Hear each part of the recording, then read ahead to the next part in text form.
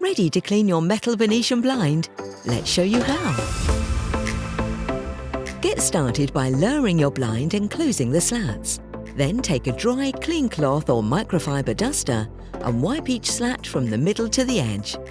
When you're finished, reverse the slats and wipe on the other side.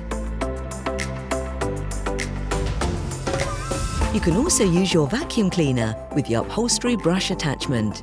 Make sure you use the lowest power setting and gently move over the blind in the same way to remove any dust. Sticky or stubborn marks can be cleaned with water and a mild household detergent like washing up liquid and a non-abrasive sponge. Afterwards, pat the louvres dry with a paper towel, but take care not to apply too much pressure with any of these steps as the slats could bend.